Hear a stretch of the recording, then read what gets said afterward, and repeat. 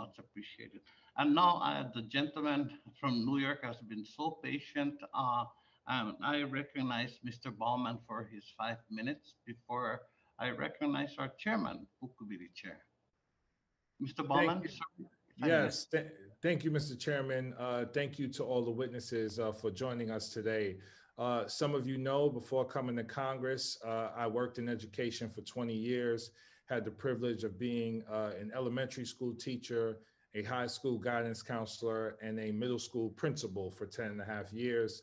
So I'm still very plugged into what's happening with our schools in New York City. As you know, the largest school district in the country, serving 1.1 million students. And I have a very stressed out, frustrated wife who's a second grade teacher who I love very dearly and try to support her as much as I can. Thankfully, the city did implement mask mandates and strongly encouraged vaccinations from the very beginning of the full reopening. And thankfully, we have positivity rates of about 0.27% across the city, which is excellent, even in a large school system where class size is way too big. Obviously, we want the race to be zero, but that's a really good number.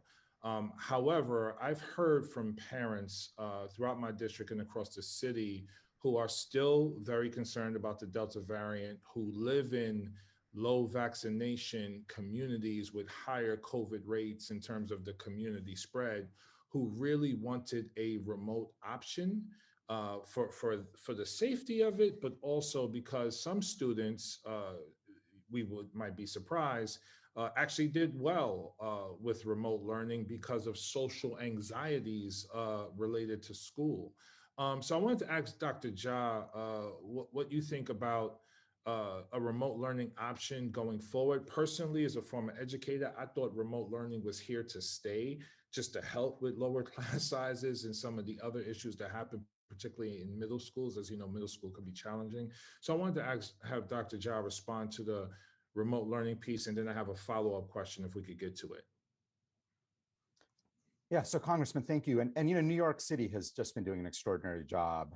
Very, very complicated situation in New York, and you know, the schools some of them are very, very old. Again, I don't need to tell you, Congressman.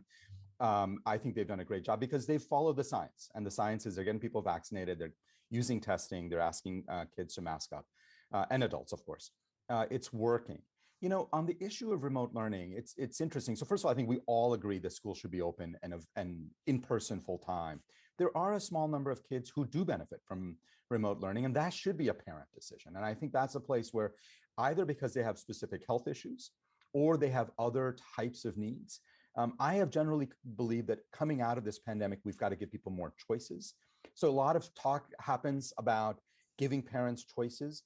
I think on things that affect their kids and their kids only, it makes a lot of sense. You know, when it comes to, you know, not wearing a mask, well, it's not just about you, it's going to be everybody else. There, I think we've got to follow public health guidelines, but I'm pretty supportive of giving parents more choices on these issues. Absolutely.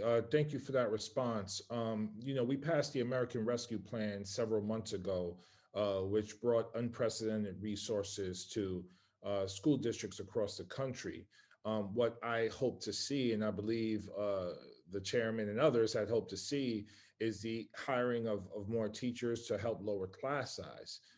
In addition, outdoor learning spaces have been shown to also have benefit as well, and alternative learning spaces in the lowering of class size as well. And although that is not in school learning, it is still in person and helps with the overall development of our kids and the social emotional development of our kids as well. So I wanted to just throw that out there and ask anyone if they had a comment on the benefits of outdoor learning opportunities, particularly in parts of the country where the climate is warmer for longer periods of time and kids can benefit from it. Anyone can jump in. Outdoor learning's fabulous. I pushed for it in my own village here at the beginning of the pandemic. Obviously, it makes everyone safer, and there's a lot of evidence that learning outside has other sort of holistic benefits. So yeah, it's a fabulous idea. Representative Bowman, Superintendent Jara, for the record, I think one of the things that we've done pre-pandemic, and obviously you've seen expanding is outdoor gardens, actually some of the opportunities that we've had for children in the desert. So it's great that, we've taken advantage of that, but schools have been able to do that individual schools. Awesome. Thank you all so much. I yield back the rest of my time, Mr. Chairman.